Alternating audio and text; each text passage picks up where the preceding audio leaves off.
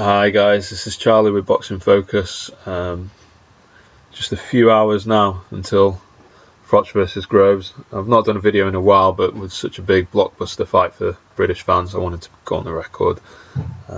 Hopefully inspire me to do more videos in the future. Anyway, I just yesterday watched back for the first time the first fight, and I was a little bit surprised. Obviously, it was the first time since I'd seen the fight live that I'd watched it back, and I obviously been able to watch it without the emotion of the night and the excitement and everything that had gone on.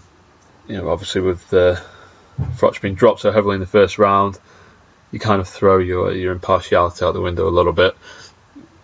Get caught up in the action, and it affects your ability to really see everything that's happening. And I was surprised. The common public perception seems to be that Groves wins the first 6-7 rounds. That's what he talks about. Doesn't really get challenged by Froch. So many people are saying it, and to be honest, I was surprised at how much success Froch was having in the first 6 rounds. Okay, the first round's a nightmare for him. But the second round, I actually thought it was a case to give it to Froch. He lands a lot of body shots in that round every time, because Groves has been really aggressive,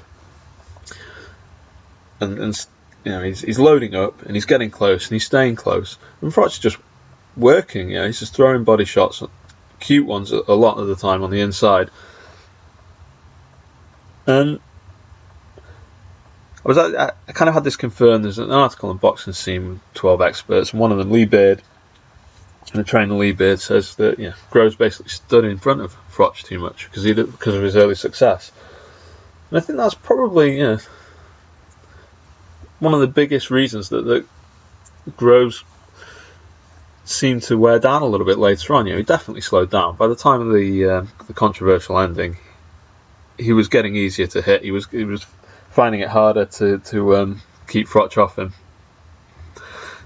I don't like the average Froch fan's perception that Froch was only getting stronger and therefore the knockout was guaranteed. Given you look at the harrowing punishment that Froch took in the 6th round, for example, it's not a given that he would have been able to finish the fight really, really strongly. I know he's a super fit guy and he's super strong, but he's only human. The kind of shots that he was eating quite regularly in that fight, you just don't know whether he may have been able to keep it up to the to the end of the 12th. But he was having quite a bit of success with the body shots, especially. So, with that in mind, when you look at the condition that Froch is in, absolutely shredded for this fight. I think all of Groves' talk in the build-up about Hagler Hearns, knocking him out in 3, trainer saying knock him out in 5, it's just all bluster. He's trying to throw Froch off. It's lead him on give him a red herring in terms of Groves' actual game plan, which I pretty now firmly believe will be to just move a lot, be elusive, get in and out, use a superior jab, use a superior foot speed, use a superior hand speed to not get hit and to land a lot of good shots.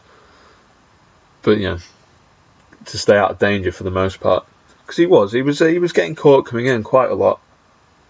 He was giving Froch a lot of chances to land shots that he didn't need to, because he was gunning for a knockout at times in that fight, and it did catch up with him a bit. So that's my main prediction, that we're not going to see the fight that Groves is predicting. It'll be a good fight, because look at the condition Froch is in. He's going to chase Groves down. He's going to make it a good fight, even if Groves does make it a bit technical for the first half of it. The second half of the fight is going to be cracking. I do think that Groves has the most room for improvement from the first fight. I think he'll be able to look at things, look at what he did wrong. For instance, being overly aggressive, standing too, attacking and then not moving away, so Froch could then counter with body shots. you know, he has got a lot of things that he can analyse in that fight and say, right, let's work on improving that. Froch, on the other hand, don't see what he can really improve on from the first fight. I mean, obviously not get caught cold. You know, don't be so naive. So he's a bit, you know, he doesn't have such a huge hole to dig himself out of. But in terms of technical elements of the fight where Froch could do better, I don't really see what he's going to be able to do, because he's not going to get quicker feet overnight. He's not going to be able to make his jab any quicker, and he was getting out jabbed.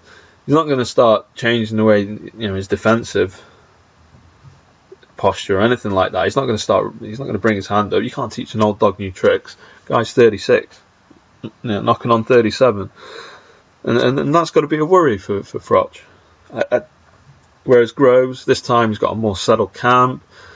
You know, he's not got he obviously had the split with Adam Booth going on in the background for the first fight, so he's going to be mentally in a better place. He's going to notice what he did wrong, and he'll be working to avoid that, to avoid getting caught so much on the way in, to, you know, not let Froch get the bodywork in by landing and then staying close. There's so many things that Groves can look at and say, right, we'll do this a bit better, and probably be able to do them a bit better. That it's difficult for me to see Froch improving more, other than just being fitter and tougher, and